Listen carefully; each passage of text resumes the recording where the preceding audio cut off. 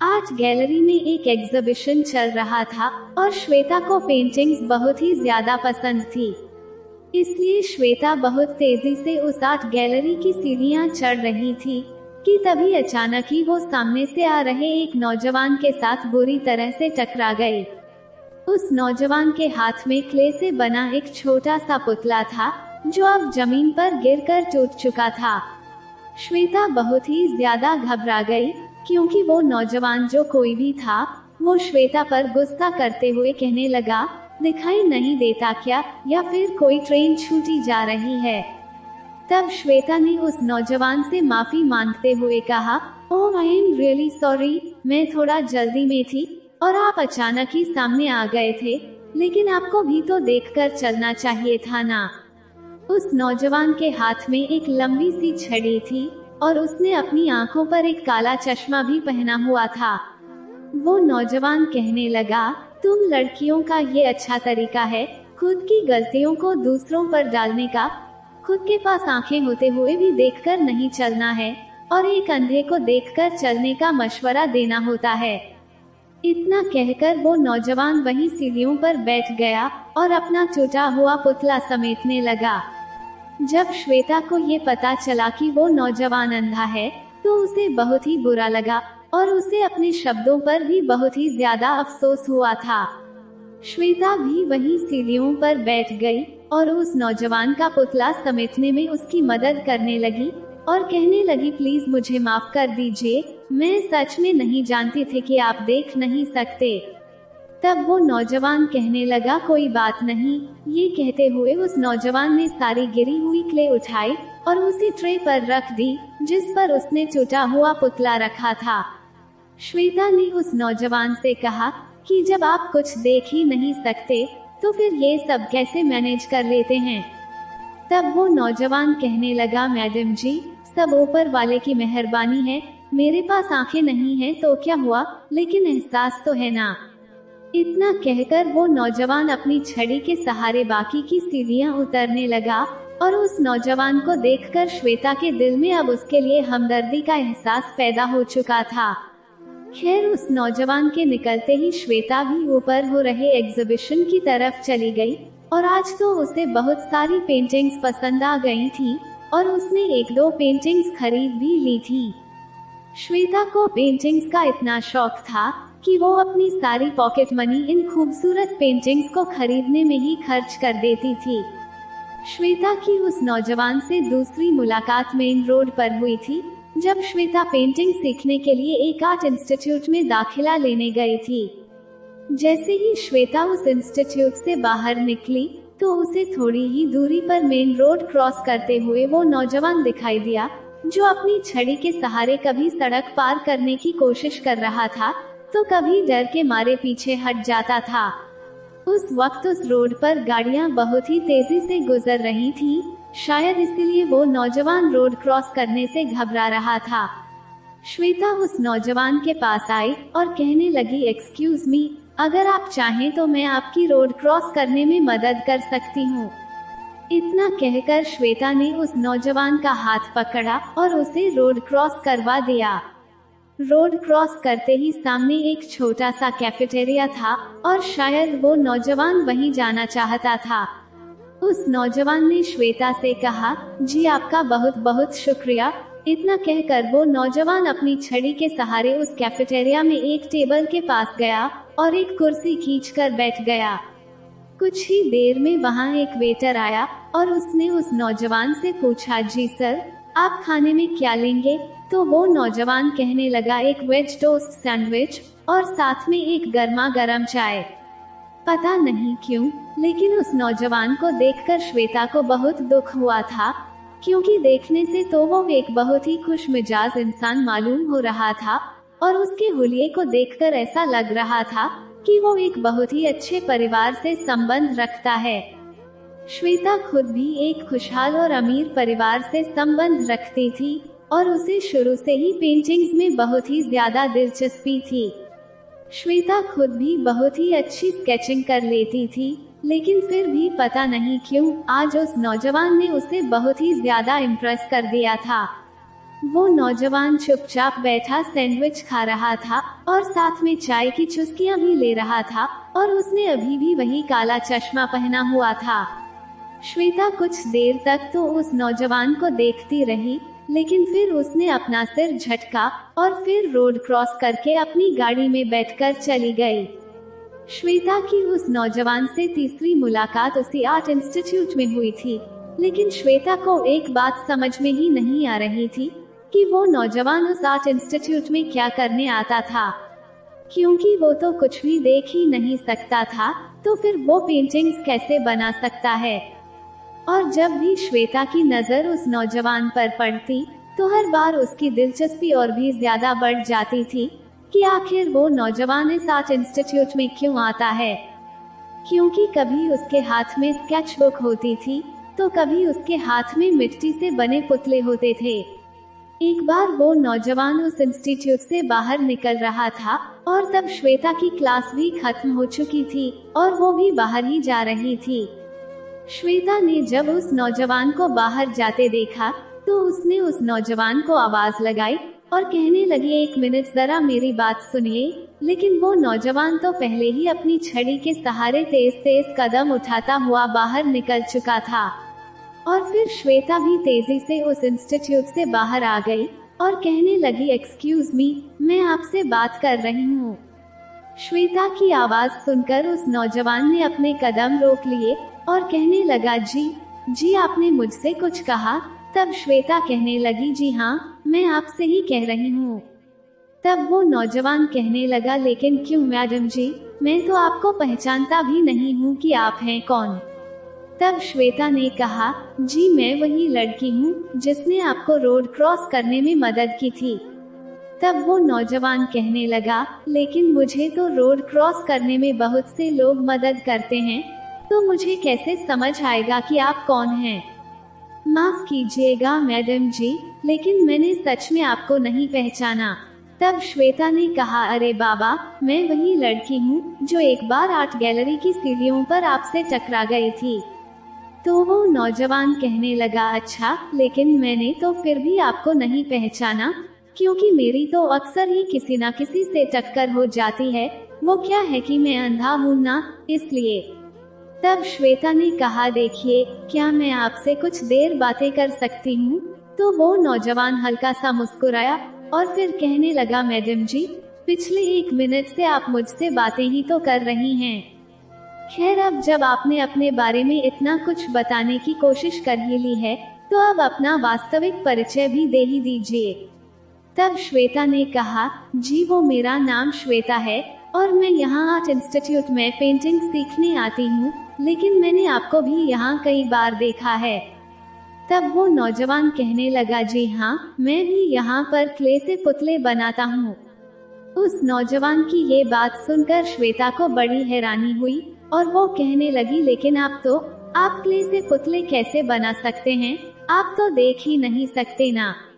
तब वो नौजवान कहने लगा, मैडम जी, मैं एहसास से पुतले बनाता हूँ, मैं किसी को भी छूकर उसका पुतला बना सकता हूँ।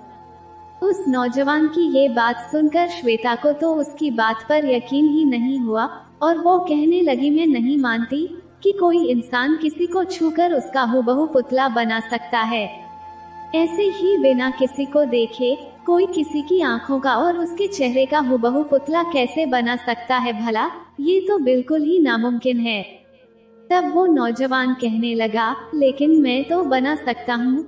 अगर आप भी बनवाना चाहती हैं तो मुझे बता दीजिएगा। मैं पैसे भले ही कुछ ज्यादा लेता हूँ, लेकिन मेरा काम बिल्कुल परफेक्ट होता है।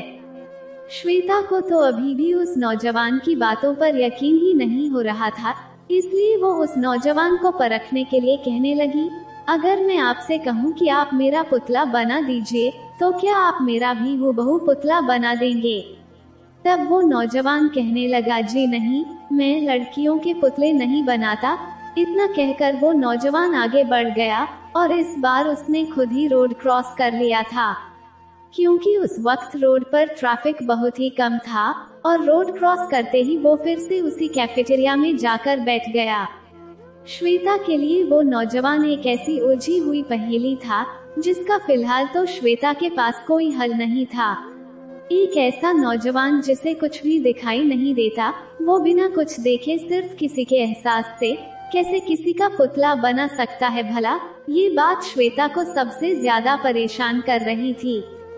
खैर श्वेता भी अपने घर जा चुकी थी, लेकिन वो पूरा दिन उसी नौजवान के बारे में ही सोचती रही, और वो जितना उस नौजवान के बारे में सोच रही थी, उस नौजवान को लेकर उसकी दिलचस्पी उतनी ही बढ़ती जा रही थी। अगले दिन जब श्वेता अपने इंस्टीट्यूट में दाखिल हुई, तो उसने देखा कि वो नौजवान अपनी छड़ी की मदद से ऊपर की मंजिल की ओर जा रहा था। श्वेता भी धीरे धीरे से उस नौजवान के पीछे पीछे चलने लगी, और जब वो नौजवान ऊपर पहुंचा, तो श्वेता ने देखा कि एक बहुत बड़ा हॉल था, जहां बहुत सारे जवान लड़के लड़कियां क्ले से पुतले बना रहे थे। वो नौजवान भी वहीं जाकर बैठ गया, लेकिन श्वेता ये देखना चाहती थी कि वो नौजवान बिना किसी को देखे उसका पुतला कैसे बना लेता है। उस नौजवान ने अपने सामने अपनी ही उम्र के एक नौजवान लड़के को बिठा रखा था, और वो उसके चेहरे को छूकर उसका पुतला बना रहा था। उस नौजवान के हाथ बहुत ही प्रोफेशनल तरीके से सामने बैठे लड़के का पुतला बनाने में मशगूल थे, और श्वेता तो कभी कल्पना भी नहीं कर सकती थी कि कोई बिना देखे भी इतने प्रोफेशनल तरीके से किसी का पुतला बना सकता है।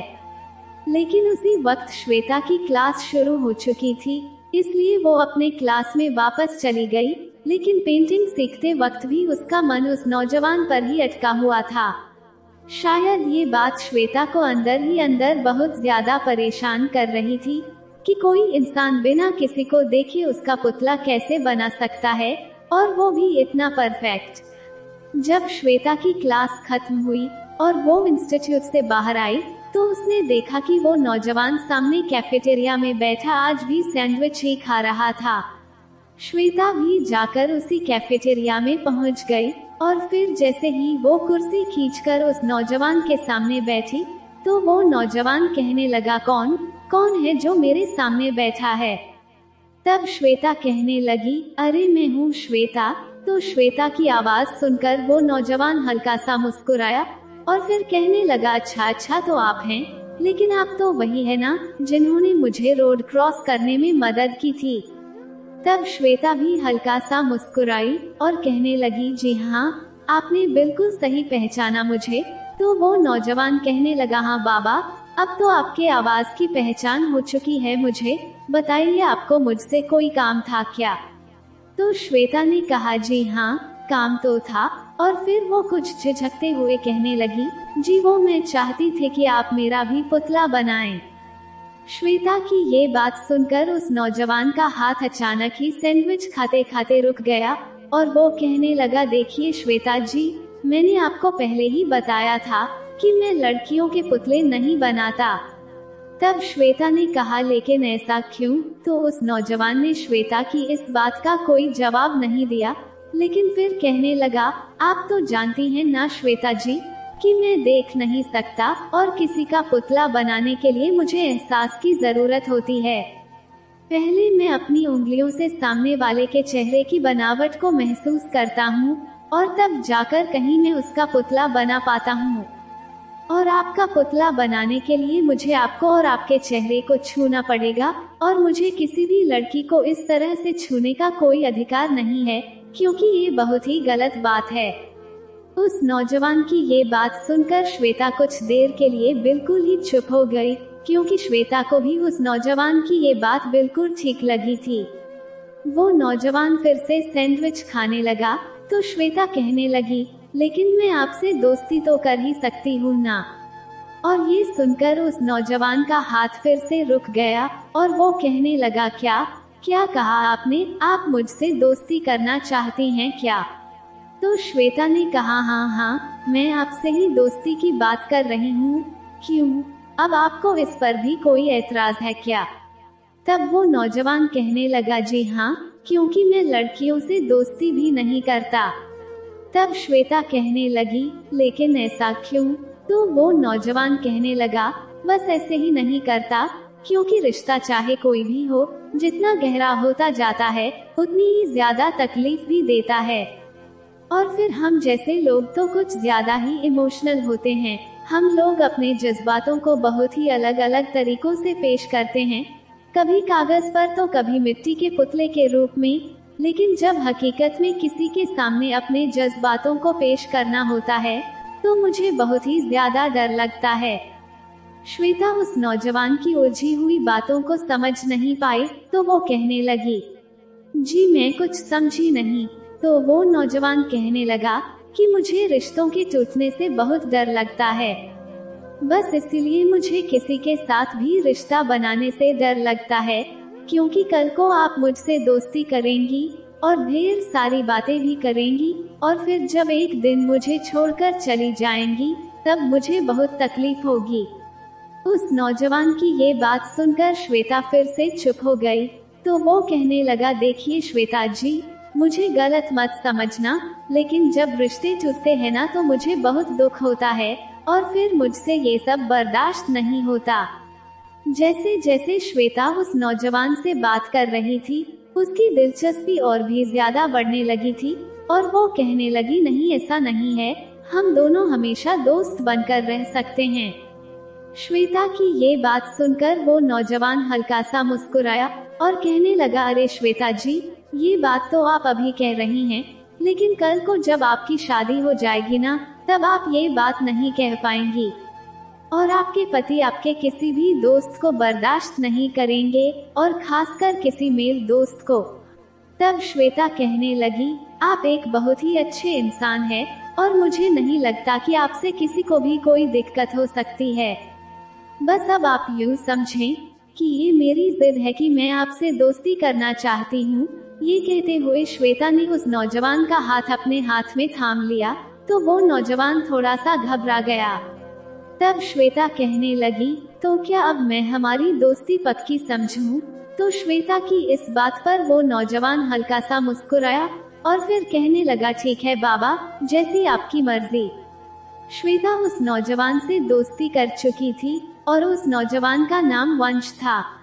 वंश ने श्वेता को अपने बारे में बताते हुए कहा कि वो अपने माँ बाप का इकलौता बेटा है, लेकिन काफी समय पहले उसके पापा की एक हादसे में मौत हो गई थी और 1 साल पहले एक गंभीर बीमारी की वजह से उसकी माँ भी उसे हमेशा के लिए अकेला छोड़कर इस दुनिया से चल बसी थी और अब वो अपने घर में अकेला ही रहता है और पुतले बना बनाकर अपना गुजारा कर लेता है।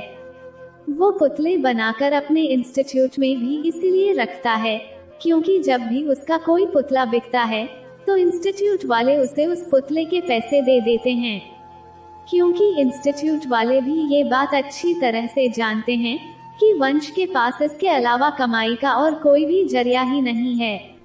श्वेता और वंश को दोस्त बनने में बहुत ही कम समय लगा था, लेकिन अब तो ये हाल था कि श्वेता जब भी इंस्टीट्यूट आती तो सबसे पहले वंश से ही मिलती थी, और जिस दिन वंश इंस्टीट्यूट नहीं आता तो उस दिन श्वेता बहुत ही ज्यादा बेचैन हो जाती थी, और फिर जब अगले दिन वंश आता तो वो वंश से लड़ने लग जाती और कहती थी, क्या हुआ था तुम्हें, तुम कल आए क्यों नहीं थे, और अगर नहीं आना था तो मुझे बताया क्यों नहीं कि तुम नहीं आ रहे हो, अगर बता देते तो मैं भी नहीं आती ना।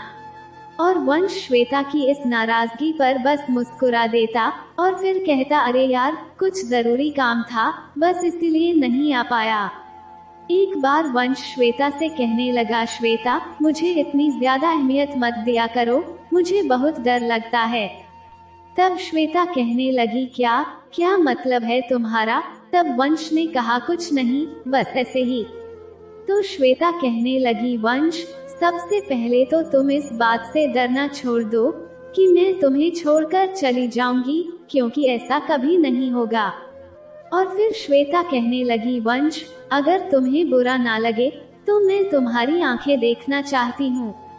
श्वेता की ये बात सुनकर पता नहीं क्यों, लेकिन इस बात पर वंश थोड़ा सा घबराया जरूर था। तब श्वेता कहने लगी, अपना चश्मा उतारो ना वंश, मुझे तुम्हारी आंखें देखनी हैं। और तब बहुत ही घबराते हुए वंश ने अपना चश्मा उतारा था। वंश की नीली नीली आंखों को देखकर कुछ पल के लिए तो श्वेता बिल्कुल एक मूर्त सी बन गई थी, लेकिन इससे पहले कि श्वेता वंश की आंखों में खो जाती, वंश ने जल्दी से अपना चश्मा पहन लिया।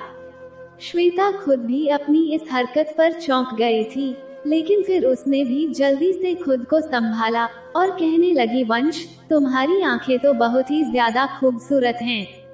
श्वेता की इस बात पर वंश हल्का सा मुस्कुराया और फिर कहने लगा, क्या फायदा ऐसी खूबसूरत आंखों का जो कुछ देख ही ना सकें। इतना कहकर वंश ने एक गहरी सांस ली तो श्वेता कहने लगी, वंश, क्या इसका कोई इलाज नहीं है? तब वंश ने कहा, है तो सही श्वेता, लेकिन वो इलाज बहुत महंगा है। तब श्वेता ने कहा, वंश, मुझे बताओ कि कितना खर्चा होगा, मैं तुम्हारा इलाज करवाऊंगी। तब वंश कहने लगा, नहीं श्वेता, इसकी कोई जरूरत नहीं है और मैं तुमसे पैसे क्यों लूंगा भला? क्या मैं तुम्हें बेकार नजर आता हूँ? ठीक है, मैं अमीर नहीं हूँ और मेरे पास बहुत सारा पैसा भी नहीं है, लेकिन भगवान का शुक्र है कि आंखें ना होते हुए भी मैं कड़ी मेहनत करके अपना पेट पाल लेता हूँ। तब श्वेता ने कहा, वंश, मेरा वो मतलब नहीं था, मैं तो बस यही चाहती हूँ कि तुम भी अपनी इन खूबसूरत आंखों से इस दुनिया को देख सको, और क्या तुम्हारा दिल नहीं चाहता कि तुम मुझे देखो? तब वंश कहने लगा, नहीं श्वेता, मैं तो बिना आंखों के भी तुम्हें देख सकता हूँ, अगर तुम चाहो तो। श्वेता को वंश की ये बात समझ नहीं आई तो वो कहने लगी, बिना आंखों के? लेकिन वो कैसे?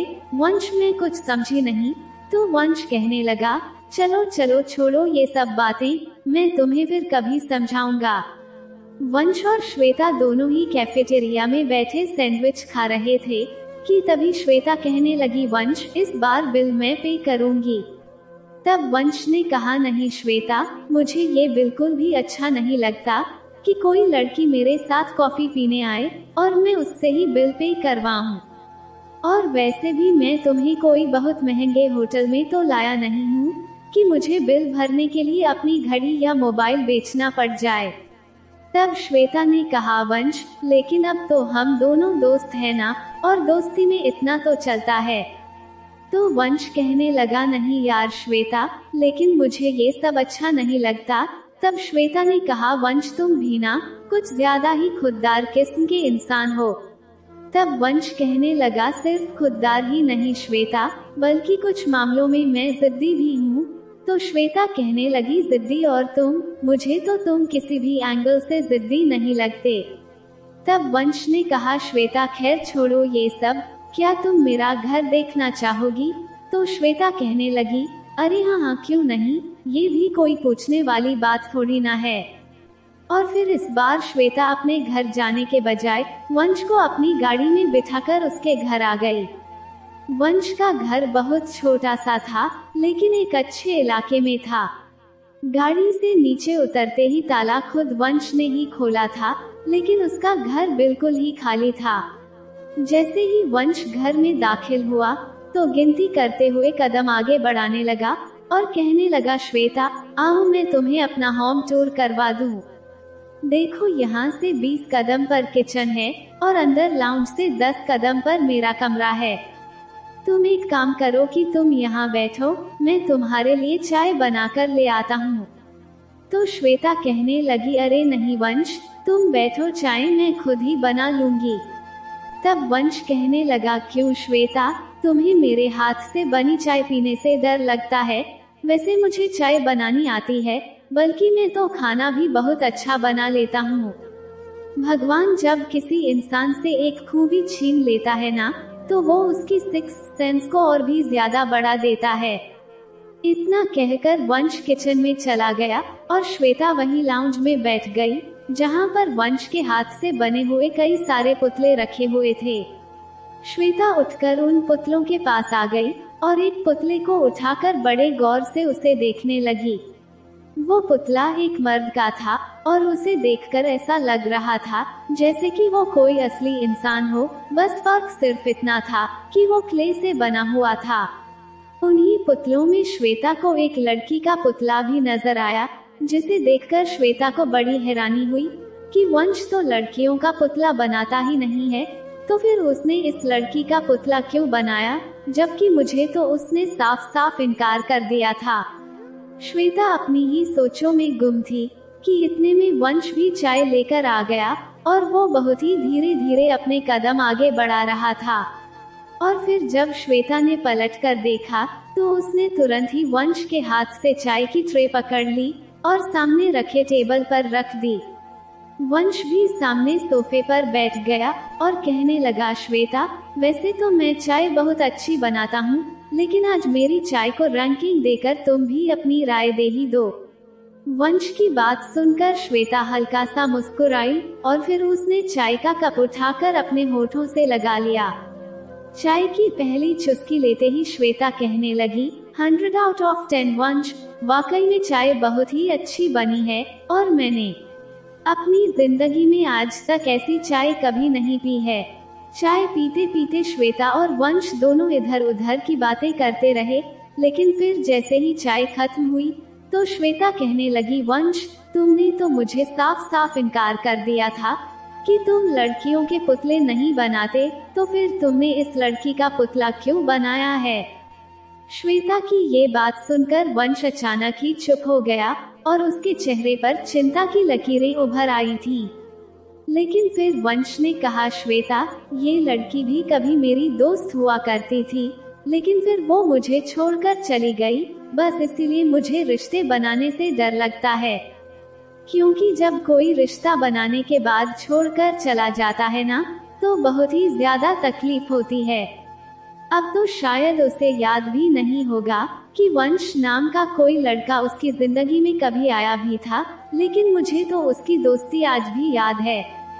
वंश की बातें सुनकर और उसकी आंखों में आंसू देखकर श्वेता खुद को रोक नहीं पाई और उसने अपने हाथों से वंश की आंखों से बहते आंसुओं को साफ किया और कहने लगी, वंश, जो लोग हमें भूल जाते हैं ना, हमें भी उन्हें जल्द ही भूला देना चाहिए। तब वंश ने कहा, नहीं श्वेता, इतना आसान नहीं होता किसी को भूला देना, बहुत मुश्किल होता है उन लोगों को भूल जाना जो कभी तुम्हारे दिल के बहुत करीब होते हैं। कहना तो बहुत आसान होता है, लेकिन जब करना पड़े ना तो बहुत तकलीफ होती है। तब श्वेता ने वंश से पूछा, वंश, क्या तुम उस लड़की से प्यार करते थे? तो वंश कहने लगा, ये तो मुझे नहीं पता, लेकिन हाँ, जब वो मुझे छोड़कर चली गई थी तब मैं बहुत ही ज्यादा दुखी हुआ था और बीमार भी हो गया था। और ये तब की बात है जब मेरी माँ जिंदा थी और तब मेरी माँ ने ही मुझे संभाला था, लेकिन अब अगर तुम मुझे छोड़कर चली गई तो। इतना कहकर वंश ने अपनी बात वहीं अधूरी छोड़ दी।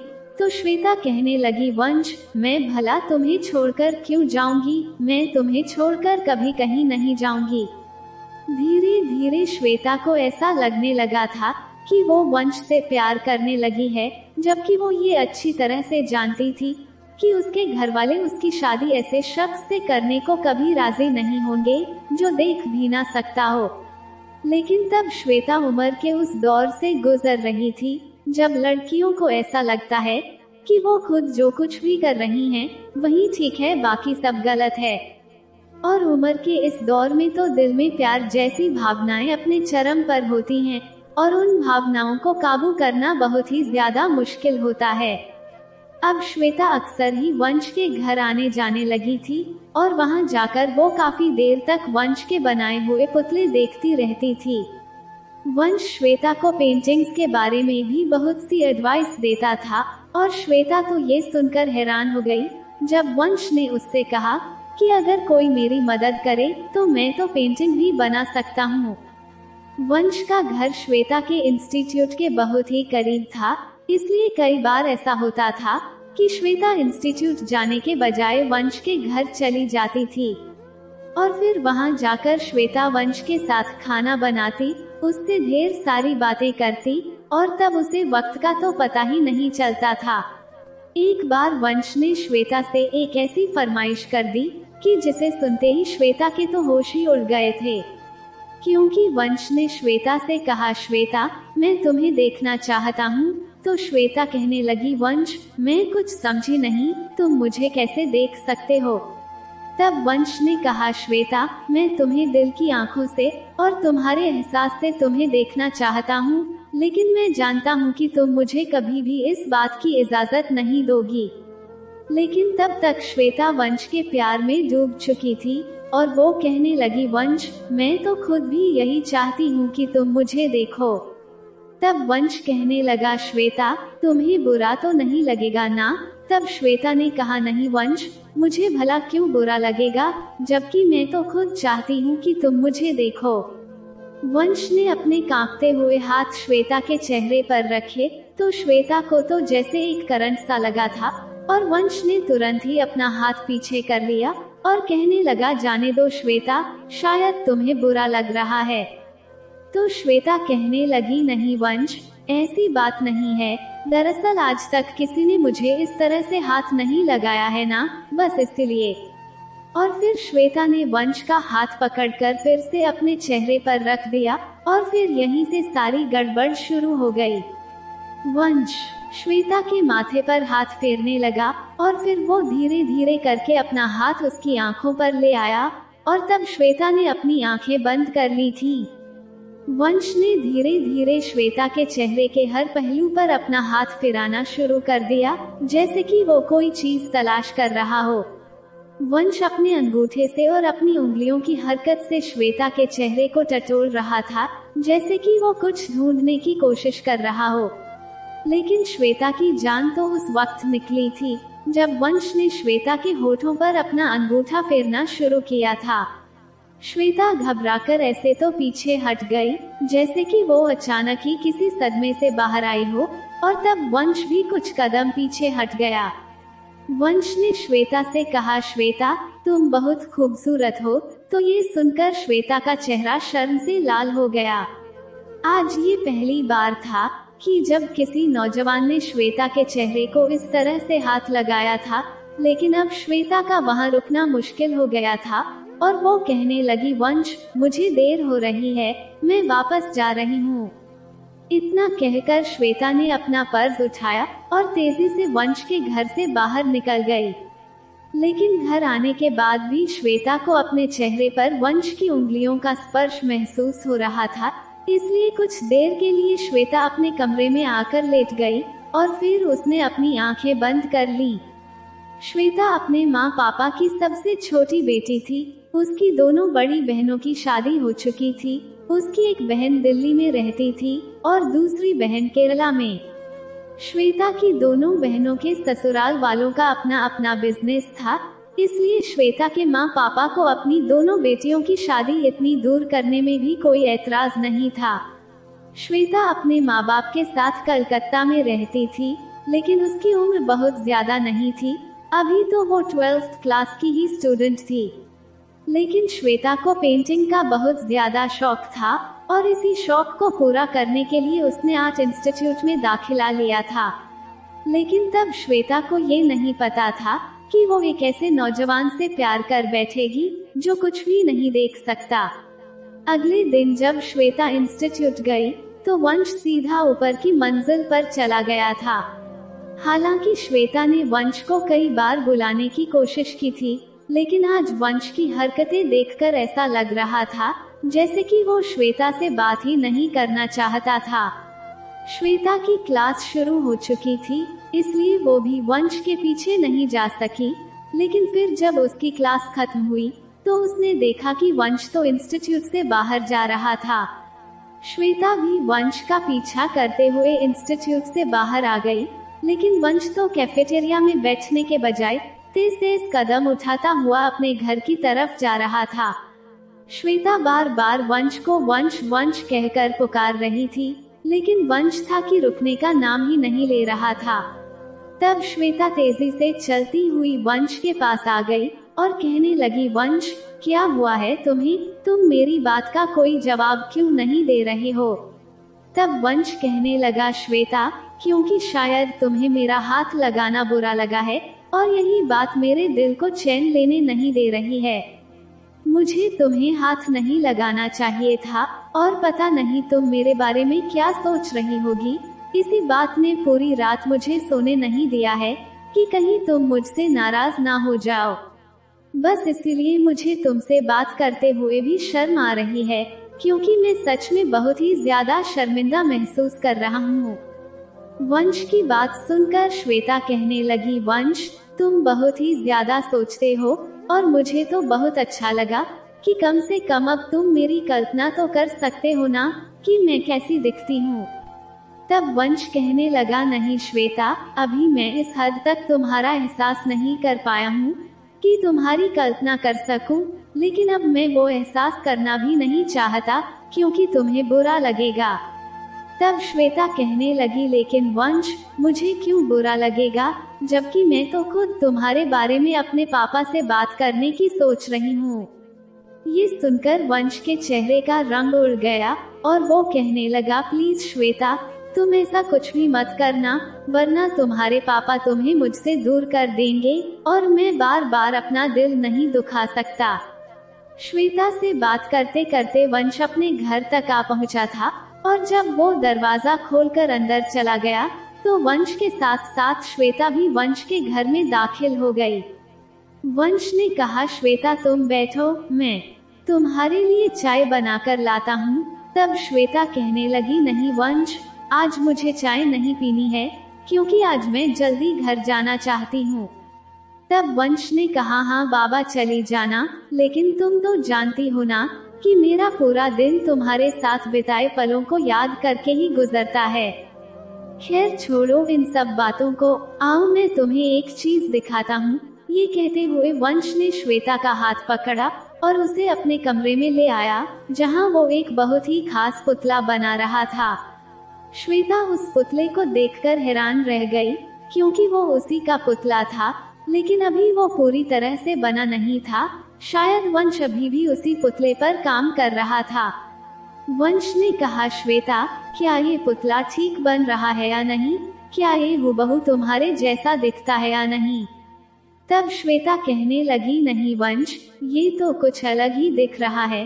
तो वंश ने कहा, हाँ श्वेता, हो सकता है क्योंकि शायद मैं ठीक से तुम्हारा एहसास नहीं कर पाया था, क्योंकि मैं अपने हाथों से तुम्हारा एहसास कर पाता उससे पहले ही तुम उठकर चली गई थी ना, इसीलिए शायद। और फिर वंश अपने हाथों को हवा में लहराते हुए श्वेता को ढूंढने लगा और कहने लगा, श्वेता, मैं ये पुतला बनाकर तुम्हें तोहफे में देना चाहता हूँ। वंश की ये बात सुनकर श्वेता भी बहुत खुश हो गई क्योंकि शायद ये उसकी भी दिली ख्वाहिश थी कि वंश अपने हाथों से उसका भी पुतला बनाए। बस फिर क्या था, श्वेता ने वंश के हवा में लहराते हुए हाथों को पकड़ा और अपने चेहरे पर रख दिया। तब वंश कहने लगा, ऐसे नहीं श्वेता, तुम यहाँ पर बैठ जाओ। ये कहकर वंश ने श्वेता को बेड पर बैठा दिया और उस बेड के साइड टेबल पर ही उसने क्ले रखी हुई थी जिससे वो श्वेता का पुतला बना रहा था। श्वेता भी चुपचाप से बेड पर बैठ गई। वैसे तो उसका इरादा आज जल्दी घर जाने का था क्योंकि वंश से इस तरह से अकेले में मिलना उसे अच्छा नहीं लग रहा था, लेकिन शायद अब वो समय बीत चुका था क्योंकि वंश ने श्वेता के चेहरे को अपने हाथों का स्पर्श देने की शुरुआत कर दी थी और वो बड़े प्यार से अपनी उंगलियों को श्वेता के मखमली गुलाबी होठों पर और उसके दूध से सफेद नाजुक नाजुक गालों पर घुमा रहा था।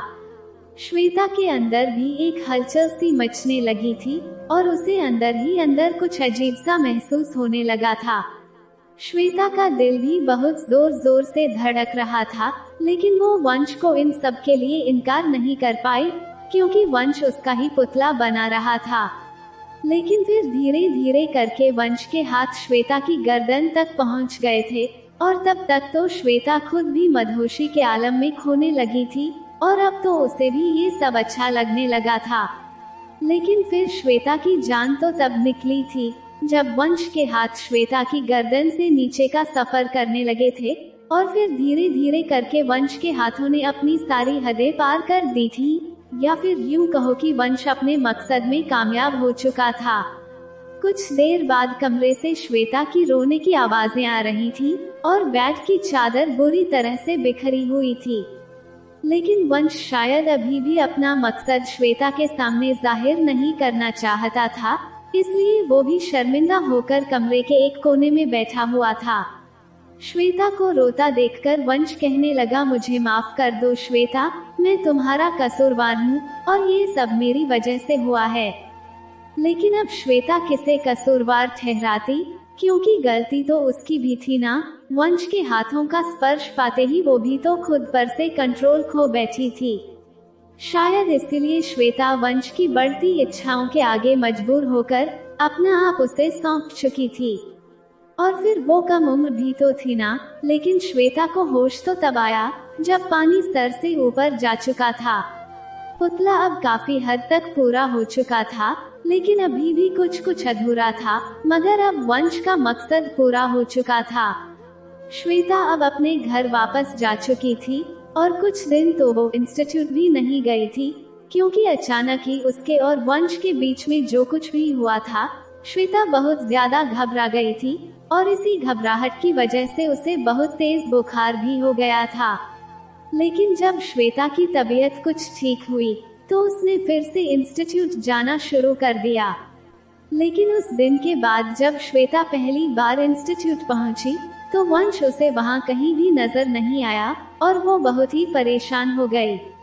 और फिर श्वेता वंश से मिलने उसके घर चली गई, लेकिन उसने देखा कि वंश के घर पर तो ताला लगा हुआ था। जब श्वेता ने वंश के पड़ोसियों से पूछा तो उन्होंने कहा कि उन्हें वंश के बारे में कोई जानकारी नहीं है, क्योंकि ये घर वंश का अपना नहीं था, बल्कि वो तो यहाँ किराए पर रहता था और 2 दिन पहले ही वो ये घर छोड़कर जा चुका है और अब उसके बारे में किसी को कुछ भी पता नहीं है।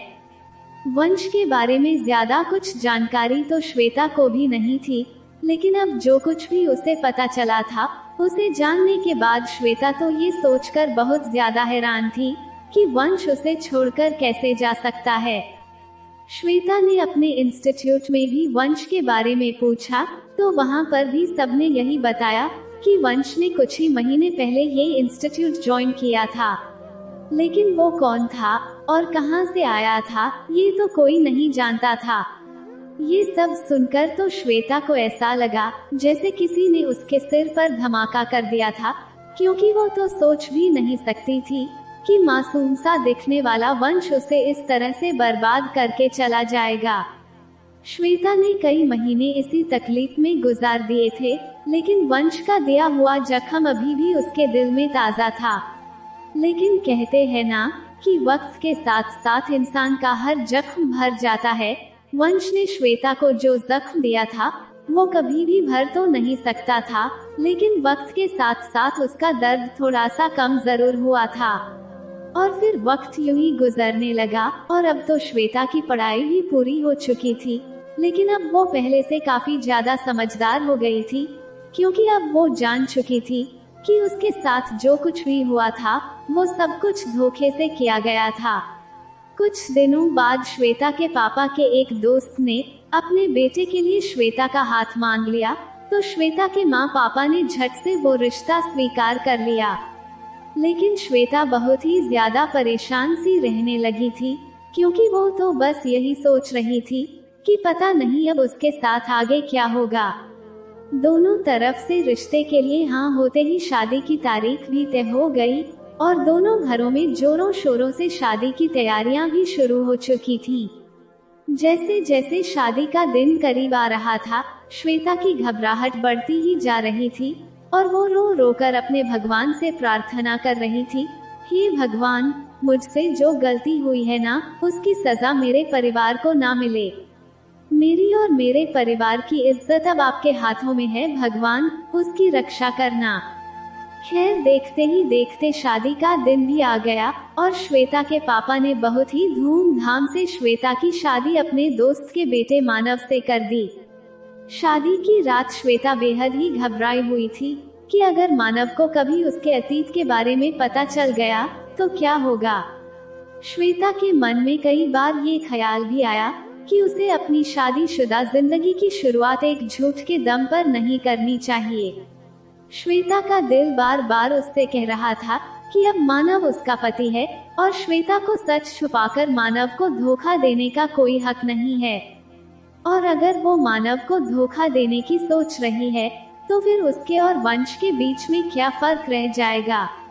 वंश ने भी श्वेता को फंसाने के लिए झूठ का सहारा लिया था और आज श्वेता भी उसी झूठ के सहारे अपना घर बसाने की सोच रही थी। लेकिन दूसरी तरफ श्वेता का दिमाग उसे ये समझा रहा था कि गलती से भी मानव को अपने अतीत के बारे में कुछ मत बताना, क्योंकि अगर वो इस सच्चाई के साथ तुम्हें स्वीकार नहीं कर पाया तो तुम्हारे साथ साथ तुम्हारे पापा की इज्जत भी मिट्टी में मिल जाएगी। श्वेता का दिल और दिमाग दोनों ही उसे अपनी अपनी राय दे रहे थे और श्वेता के अंदर एक जंग छिड़ गई थी कि वो किसकी बात सुने और किसकी नहीं। लेकिन श्वेता खुद भी अपने दिल पर इतना बड़ा बोझ लेकर नहीं जीना चाहती थी, इसलिए उसने अपने दिल की बात सुनने का फैसला किया कि आज रात वो मानव को अपने अतीत के बारे में सब कुछ बता देगी। कुछ देर बाद जब मानव कमरे में दाखिल हुआ तो श्वेता के दिल की धड़कनें तेज हो गई थीं। मानव धीरे से चलता हुआ श्वेता के करीब आकर बैठ गया और बड़े गौर से श्वेता के चेहरे को देखने लगा। श्वेता के माथे पर पसीने की बूंदें देखकर मानव कहने लगा, श्वेता क्या हो गया है तुम्हें? मैं तुम्हारा पति हूँ, कोई भूत थोड़ी ना हूँ यार, जो मुझे देखकर तुम इतनी पसीना पसीना हो गई हो। ये कहते हुए मानव ने श्वेता का हाथ पकड़ा तो वो कहने लगी, मानव मुझे आपको कुछ बताना है। तब मानव ने कहा, हाँ बोलो ना श्वेता। और फिर श्वेता ने मानव को अपने अतीत के बारे में सब कुछ बता दिया, जिसे सुनकर मानव के चेहरे का रंग उड़ गया था। कुछ देर तक तो मानव चुपचाप श्वेता की बातें सुनता रहा, लेकिन फिर अचानक ही उसने श्वेता को बालों से पकड़ा और कहने लगा, इतना बड़ा धोखा, लेकिन क्यों? ये सब कुछ तो तुम्हें शादी से पहले ही बताना चाहिए था ना। और फिर अचानक ही मानव जोर जोर से हंसने लगा और कहने लगा, अरे नहीं नहीं, शादी से पहले बता देती तो फिर हमारी शादी होती ही नहीं ना, इसी वजह से तुम लोगों ने हमसे ये बात छिपाई होगी, है ना? लेकिन तुम्हें क्या लगा श्वेता कि शादी की पहली रात तुम मुझे ये सब कुछ बताओगी तो मैं तुम्हारी तारीफ करूंगा कि तुमने हमारे रिश्ते की शुरुआत झूठ से नहीं की, इसलिए अब मेरे दिल में तुम्हारे लिए इज्जत और भी ज्यादा बढ़ गई है और मैं भी खुशी खुशी तुम्हारे साथ अपनी शादीशुदा जिंदगी की शुरुआत कर दूंगा। लेकिन तुम शायद ये भूल गई थी श्वेता कि कोई भी मर्द ये बर्दाश्त नहीं कर सकता कि उसकी पत्नी पहले से ही किसी और के साथ रात गुजार कर आई हो। ओह आई एम सॉरी श्वेता, तुम तो दिन गुजार कर आई हो। ये कहते हुए मानव श्वेता को घसीटते हुए अपने घर से बाहर ले आया और बाहर आकर उसने धक्का देकर श्वेता को जोर से जमीन पर पटक दिया और दरवाजा अंदर से बंद कर दिया। जमीन पर गिरते ही श्वेता का सिर बुरी तरह से जमीन से टकराया और सिर पर चोट लगते ही श्वेता के मुंह से एक जोर की चीख निकल गई।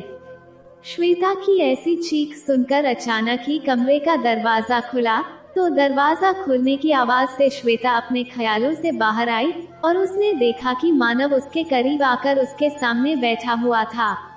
डर के मारे श्वेता के माथे पर पसीना आ गया था, जिसे मानव अपने हाथों से साफ करने लगा और कहने लगा, क्या हुआ श्वेता, तुम इतनी जोर से क्यों चिल्लाई और तुम इतनी डरी हुई क्यों हो? अब श्वेता मानव को क्या बताती, क्योंकि अभी अभी कुछ देर पहले उसने अपने सपने में जो कुछ भी देखा था, अब उसे डर लगने लगा था कि अगर वो अपने अतीत के बारे में मानव को बता देगी तो कहीं उसका सपना सच ना हो जाए। जब मानव को श्वेता की तरफ से कोई जवाब नहीं मिला तो वो कहने लगा, श्वेता तुम ठीक तो हो ना? तब श्वेता ने कहा, हाँ मैं बिल्कुल ठीक हूँ। तब मानव ने कहा, तो फिर तुम इतनी जोर से क्यों चिल्लाई थी? तो श्वेता ने बहाना बनाते हुए कहा, बस कुछ नहीं, मुझे कॉकरोच से डर लगता है और यहाँ बेड पर एक बड़ा सा कॉकरोच आ गया था। तब मानव कहने लगा, हे भगवान, तुम लड़कियां भी ना, किसी दिन हम लड़कों की जान निकाल लोगी। और वैसे कहाँ है वो कॉकरोच? तो श्वेता कहने लगी, तब तो यही था, लेकिन अब पता नहीं कहाँ चला गया। मानव ने कहा, शीट यार, मैं उस कॉकरोच का शुक्रिया अदा भी नहीं कर पाया। और फिर वो कमरे में इधर उधर देखते हुए कहने लगा, कॉकरोच महाराज, आप जहाँ कहीं भी हैं, आपका बहुत बहुत शुक्रिया, वरना पता नहीं मुझे कमरे में आने का मौका कब मिलता। मेरे दोस्तों को भी आज ही सारी बातें करनी थी, और वैसे भी वो लोग आज की रात मुझे तंग करने का मौका कैसे छोड़ सकते थे। कमीने सारे के सारे अभी तक कुंवारे हैं ना, इसलिए एक दूल्हे का दर्द कोई नहीं समझ सकता। मानव ये सारी बातें करते हुए भी श्वेता के चेहरे को बड़े गौर से देख रहा था और मानव की बातों से ऐसा लगता था कि वो ये सारी बातें श्वेता को हंसाने के लिए ही कह रहा था। लेकिन जब श्वेता के चेहरे पर कोई मुस्कान नहीं आई तो मानव हड़बड़ाकर बेड से उठ गया और कमरे में तेजी से चलते हुए यहाँ वहाँ कुछ तलाश करने लगा। मानव को इस तरह से कुछ तलाश करते हुए देखकर श्वेता ने कहा, आपकी कोई कीमती चीज खो गई है क्या? तब मानव कहने लगा, हाँ श्वेता, बहुत ही कीमती चीज खो गई है और अगर वो चीज नहीं मिली ना तो फिर मेरे जीने का कोई मतलब नहीं है। मानव की ये बात सुनकर श्वेता चौंक गई और वो कहने लगी, ऐसी भी कौन सी चीज खो गई है? तो मानव कहने लगा, तुम्हारी मुस्कान। और फिर मानव श्वेता का चेहरा अपने हाथों में लेकर कहने लगा, अगर मैं अपनी पत्नी को थोड़ा सा हंसा भी नहीं सकता तो फिर क्या मतलब मेरे जीने का? और ये सुनते ही श्वेता ने मानव के होठों पर अपना हाथ रख दिया और उसकी आंखों में देखते हुए मुस्कुराने लगी। श्वेता को मुस्कुराते देखकर मानव ने अपने दिल पर हाथ रख दिया और कहने लगा, भगवान तेरा लाख लाख शुक्रिया कि कम से कम मेरी पत्नी हंसी तो सही, वरना मुझे तो लगा था कि मेरी आज की पूरी रात तो इसे हंसाने में ही निकल जाएगी। ये कहते हुए मानव ने श्वेता के माथे पर अपना प्यार बरसाया और कसकर उसे अपनी बाहों में भींच लिया। मानव का ऐसा सच्चा प्यार देखकर श्वेता ने भी उसके सीने में अपना सिर छिपा लिया और दोनों ही एक दूसरे के प्यार में डूबते चले गए। और फिर जैसे जैसे रात गहराती जा रही थी, मानव और श्वेता के बीच का प्यार भी गहरा होता जा रहा था। लेकिन फिर भी श्वेता को रात भर ये डर लगा रहा कि कहीं मानव को ये पता ना चल जाए कि वो अब पवित्र नहीं है। मानव ने भी श्वेता के साथ अपने रिश्ते की शुरुआत बड़े प्यार से की थी और रात भर श्वेता पर अपना प्यार भी बरसाया था, लेकिन सुबह उठते ही वो कुछ परेशान सा दिख रहा था। श्वेता ने भी मानव के चेहरे पर परेशानी महसूस की थी और वो कहने लगी, क्या हुआ मानव, आप इतने परेशान क्यों हैं? तब मानव ने कहा, ऐसा कुछ भी नहीं है, तुम तैयार हो जाओ, बाहर सब हमारा इंतजार कर रहे हैं। लेकिन श्वेता ने गौर किया था कि सुबह उठने के बाद मानव बिल्कुल चुप चुप सा हो गया था। मानव और श्वेता की शादी को 1 हफ्ता होने आया था, लेकिन मानव ने श्वेता से ऐसी कोई भी बात नहीं की थी। लेकिन फिर जब श्वेता ने महसूस किया कि मानव शादी की पहली रात के बाद से उसके करीब ही नहीं आया, तो श्वेता मानव से वजह पूछने लगी। तब मानव ने कहा, नहीं श्वेता, ऐसी कोई भी बात नहीं है, बस ऐसे ही। तब श्वेता ने कहा, नहीं मानव, कुछ तो बात है और अगर आपके दिल में कोई बात है तो प्लीज बता दें, आपकी खामोशी मुझे परेशान कर रही है। तब मानव ने कहा, नहीं श्वेता, मेरे दिल में ऐसा कुछ भी नहीं है, लोगों का क्या है, उनको तो बातें बनानी आती हैं। तब श्वेता ने कहा, मानव, बातों को गोल गोल घुमाकर मत कहिए, साफ साफ शब्दों में कहिए कि आखिर मामला क्या है। तब मानव ने कहा, कुछ भी नहीं श्वेता, ये सब तो लोगों की मनगढ़ंत बातें होती हैं, लेकिन मैं ऐसी बातों पर यकीन नहीं करता। दरअसल हुआ ये था कि सुबह हमारी सफेद बेडशीट देखकर सब लोग मुझे अजीब नजरों से देख रहे थे और अजीब अजीब सवाल भी पूछ रहे थे। ये सुनकर श्वेता की तो जैसे जान ही निकल गई थी और उसकी आंखें भी नम हो चुकी थीं। श्वेता की नम आंखों को देखकर मानव ने तुरंत ही श्वेता को अपने सीने से लगा लिया और कहने लगा, तुम चिंता मत करो श्वेता, मैंने सबको बता दिया है कि ये जरूरी नहीं है कि सफेद चादर ही एक औरत की पवित्रता का सबूत दे सकती है। डोंट वरी श्वेता, हो जाता है कभी कभी ऐसा भी, और वैसे भी मेरे लिए ये सब मायने नहीं रखता, इसलिए अब तुम ये सब चिंता करना छोड़ दो। कुछ ही महीनों बाद मानव का जॉब ट्रांसफर हो गया तो वो अपने परिवार के साथ दूसरे शहर में शिफ्ट हो गया था। उन दिनों श्वेता की ननंद 12th क्लास में पढ़ती थी और शादी के बाद श्वेता की अपनी ननंद के साथ अच्छी दोस्ती हो गई थी। श्वेता की ननंद भी श्वेता से अपने दिल की हर बात शेयर करती थी और तब श्वेता को ये बात पता चली कि उसकी ननंद पायल को भी पेंटिंग सीखने का बहुत शौक है। लेकिन श्वेता के होश तो उस वक्त उड़े थे जब पायल ने उसे बताया कि उसके इंस्टीट्यूट में एक नौजवान है जो देख नहीं सकता, लेकिन फिर भी वो लोगों के हूबहू पुतले बना लेता है। ये सुनकर तो श्वेता को तुरंत ही वंश की याद आ गई, क्योंकि जिस तरह की बातें पायल उसे बता रही थी वही सारी बातें वंश श्वेता के साथ भी किया करता था। और फिर जब पायल ने श्वेता को बताया कि वो उस लड़के को पसंद करती है, तब श्वेता ने पायल से उस लड़के का नाम पूछा तो पायल ने कहा, भाभी, उस लड़के का नाम ऋषि है। और फिर जब पायल ने श्वेता से कहा, भाभी, उस लड़के का घर इंस्टीट्यूट के पास ही है, तब ये सुनकर तो श्वेता की सांसें उसके गले में ही अटक गई थीं। और फिर श्वेता ने तुरंत ही कहा, पायल, तुम कभी उसके घर तो नहीं गई हो ना? तो पायल कहने लगी, हाँ भाभी, मैं 1-2 बार उसके घर गई थी। और आपको पता है भाभी, जब मैं ऋषि के घर गई थी ना, तो उसने मुझे अपने हाथ की बनी चाय पिलाई थी, और वो इतनी अच्छी चाय बनाता है कि मैं आपको क्या ही बताऊं। और उसके हाथ से बने हुए पुतले तो ओ माय गॉड भाभी, उसके पुतले तो जिंदा इंसानों की तरह दिखते हैं, बस फर्क सिर्फ इतना होता है कि वो क्ले से बने होते हैं। ऋषि एक बहुत ही अच्छा लड़का है, बस वो रिश्तों के टूट जाने से डरता है। शायद उसके पीछे भी कोई खास वजह रही होगी, लेकिन मैं वो वजह पूछकर उसका दिल नहीं दुखाना चाहती थी, इसलिए मैंने इस बारे में उससे कभी कुछ पूछा ही नहीं है। पायल वही सारी बातें बता रही थी जिसे सुनकर श्वेता को ऐसा महसूस हो रहा था जैसे कि किसी ने उसके अतीत के पन्ने उसके सामने खोलकर रख दिए हों।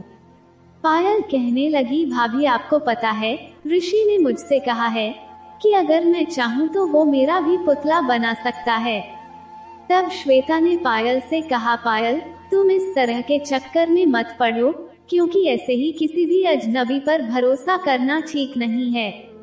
लेकिन फिर जब श्वेता को पता चला कि पायल भी ऋषि के प्यार में बहुत आगे निकल चुकी है और वो उसकी बातों पर ऐसे ही यकीन नहीं करेगी, तो श्वेता ने पायल से कहा, पायल, मैं ऋषि से मिलना चाहती हूँ। अगर वो लड़का सही होगा तो मैं खुद तुम्हारे भाई से इस बारे में बात करूंगी। दरअसल श्वेता नहीं चाहती थी कि पायल भी उसकी तरह वंश के गलत इरादों का निशाना बन जाए और अपनी इज्जत से हाथ धो बैठे, इसलिए उसने पायल से कहा, चलो पायल, आज मैं भी तुम्हारे साथ चलती हूँ। आखिर मैं भी तो देखूं कि वो कौन है जिसने हमारी पायल का दिल जीत लिया है।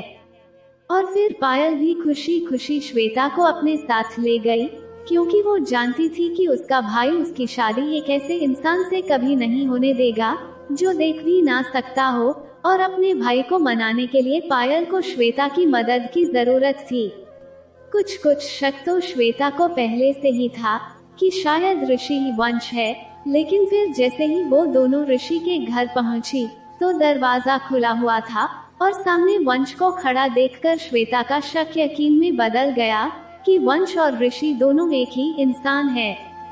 पायल के साथ एक और लड़की को देखकर ऋषि कहने लगा, पायल, क्या तुम्हारे साथ कोई और भी आया है? तो पायल कहने लगी, हाँ ऋषि, मेरी भाभी आई हैं और वो तुमसे मिलना चाहती थी। इतना कहकर पायल ने श्वेता का हाथ पकड़ा और उसे घर के अंदर ले आई और कहने लगी, आपने देखा भाभी, कितना समझदार है ऋषि। उसने कदमों की आहट से ही अंदाजा लगा लिया कि आज उससे मिलने एक नहीं बल्कि 2 लड़कियां आई हैं। अब श्वेता पायल को क्या बताती कि वंश की इन्हीं चालाकियों की वजह से ही लड़कियां उसकी जाल में फंस जाती हैं। ऋषि उर्फ वंश ने श्वेता और पायल दोनों को अपने ड्राइंग रूम में बैठा दिया और श्वेता की हालत तो ऐसी थी कि वो अपना अगला सांस लेना ही भूल गई थी, क्योंकि श्वेता तो वंश को पहचान गई थी, लेकिन अभी तक वंश ने श्वेता का चेहरा नहीं देखा था, क्योंकि श्वेता को वंश पर यह भी शक था कि वंश अंधा नहीं है बल्कि अंधे होने का नाटक कर रहा है। इसलिए वंश के घर आते वक्त श्वेता ने अपना चेहरा स्कार्फ से अच्छी तरह से ढक लिया था। और फिर जैसे ही वंश ने चाय टेबल पर रखी तो श्वेता ने पास के टेबल पर रखा एक पुतला उठाया और वंश की तरफ फेंक दिया। वंश ने भी अपने बचाव के लिए उस पुतले को कैच कर लिया और ये देखकर पायल भी बुरी तरह से चौंक गई कि ऋषि तो देख नहीं सकता था, तो फिर उसने अपना बचाव कैसे कर लिया। अभी पायल श्वेता से कोई सवाल करती, इससे पहले ही श्वेता ने पायल का हाथ पकड़ा और कहने लगी, चलो पायल, देर हो रही है, तुम्हारे भैया घर आ चुके होंगे। वंश अभी भी अंधे होने का नाटक कर रहा था, इसलिए उसने भी उन दोनों को रोकने की कोशिश नहीं की, लेकिन वो भी शायद श्वेता की आवाज को पहचान चुका था। श्वेता पायल को अपने साथ घर ले आई तो पायल ने कहा, भाभी ये क्या किया आपने, आप इस तरह से कैसे कर सकती हैं, ऋषि को चोट लग जाती तो। तब श्वेता ने कहा, पायल वो लड़का अंधा नहीं है, बल्कि वो अंधा होने का नाटक करके लड़कियों को अपने जाल में फंसाता है और फिर उनकी जिंदगी बर्बाद करके उन्हें छोड़ देता है। तब पायल कहने लगी, लेकिन भाभी आप ये सब इतने यकीन से कैसे कह सकती हैं। तो श्वेता ने कहा, पागल मत बनो पायल, वो लड़का तो अंधा होने का नाटक कर रहा है, लेकिन तुम्हें तो सब कुछ नजर आता है ना।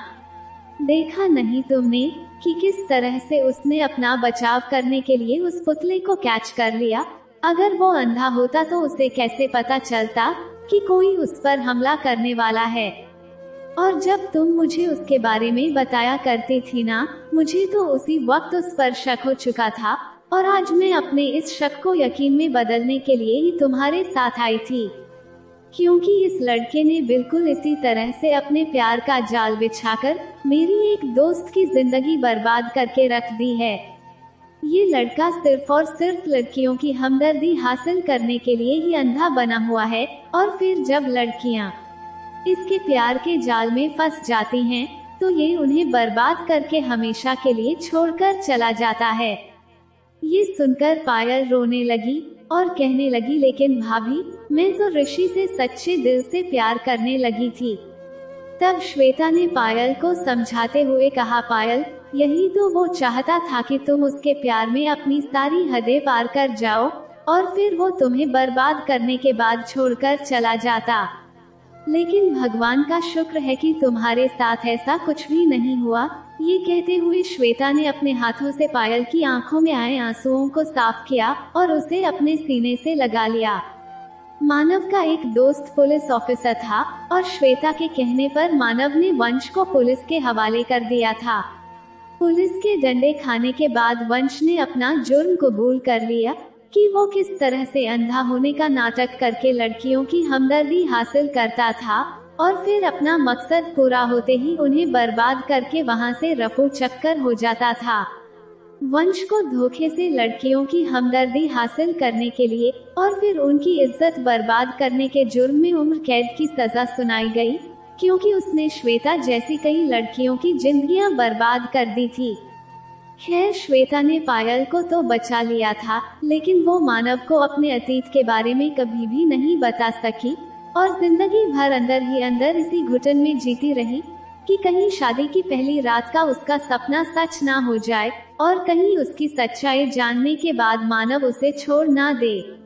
शादी की पहली रात ही मानव से मिलकर और उसकी बातें सुनकर श्वेता को ये एहसास हुआ था कि सच्चा प्यार क्या होता है। और फिर तो चाहकर भी श्वेता कभी भी मानव को अपने अतीत के बारे में बताने की हिम्मत नहीं जुटा पाई, क्योंकि वो मानव जैसे अच्छे और सच्चे जीवन साथी को खोना नहीं चाहती थी। दोस्तों, मैं तो अपने देश की बेटियों से बस इतना ही कहना चाहती हूँ कि कभी भी किसी शख्स पर इतना भी भरोसा नहीं करना चाहिए कि उसके प्यार में अंधे होकर आप अपनी मर्यादा की सारी हदें पार कर जाएं। क्योंकि कोई भी इज्जतदार लड़का शादी से पहले किसी भी लड़की को ये सब करने के लिए कभी भी नहीं कहता, और अगर उसका प्यार सच्चा होगा तो वो सिर्फ शादी तक ही नहीं बल्कि पूरी जिंदगी आपका इंतजार करने के लिए तैयार रहेगा। और ये सब बातें सिर्फ कहने के लिए ही नहीं है, बल्कि मैंने अपनी आंखों से ऐसे लड़के देखे हैं जो अपनी आधी जिंदगी सिर्फ लड़की के इंतजार में ही बिता देते हैं। सिर्फ इतना ही नहीं, वो तो ये भी कहते हैं कि अगर तुम मुझे नहीं मिली ना, तो मैं ये पूरी जिंदगी सिर्फ तुम्हारी यादों के सहारे ही गुजार लूंगा, लेकिन तुम्हारे अलावा किसी और से शादी तो हरगिज नहीं करूंगा। और हकीकत में ऐसे लड़के किसी और लड़की से शादी करते भी नहीं हैं। और ये मेरे ही पड़ोस का मेरा आंखों देखा किस्सा है जो आज मैं आप लोगों के साथ शेयर कर रही हूँ। लेकिन हर लड़का इतना वफादार भी नहीं होता, क्योंकि इस दुनिया में कुछ लड़के वंश जैसे भी होते हैं जिनसे लड़कियों को हमेशा बच के रहना चाहिए। क्योंकि एक बार अगर इज्जत की चादर दागदार हो जाए ना, तो फिर एक लड़की अपनी पूरी जिंदगी इसी डर में बिता देती है कि कहीं उसके पति को कुछ पता ना चल जाए, जैसा कि श्वेता के साथ हुआ था। तो दोस्तों, आपको क्या लगता है कि क्या श्वेता को अपने पति को सच्चाई बता देनी चाहिए थी या नहीं? और अगर श्वेता अपने पति को सच्चाई बता देती तो क्या मानव उसे खुशी खुशी स्वीकार कर लेता, या फिर श्वेता ने शादी की पहली रात जो सपना देखा था वो सच हो जाता? आप सभी से निवेदन है कि अपनी राय कमेंट बॉक्स में जरूर लिखें, ताकि आपके जवाब से हमें आगे की कहानियों का एंड करने में मदद मिल सके। और आपकी राय का एक फायदा ये भी तो हो सकता है कि ऐसी ही किसी उलझन में फंसी लड़कियों को बिना पूछे ही हम सबकी राय मिल जाए। जय श्री राम। दोस्तों, उम्मीद करती हूँ कि आपको हमारी कहानी पसंद आई होगी। अगर कहानी अच्छी लगी हो तो वीडियो को एक लाइक करके कमेंट में जय श्री राम या राधे राधे जरूर लिखें। और अगर आप चैनल पर नए हैं और अभी तक आपने चैनल को सब्सक्राइब नहीं किया है तो जल्दी से चैनल को सब्सक्राइब कर लीजिए और बेल नोटिफिकेशन को ऑन कर लें, ताकि आपको हमारी कहानी का अपडेट सबसे पहले मिलता रहे। कहानी को अंत तक पढ़ने के लिए आपका बहुत बहुत धन्यवाद। राधे राधे।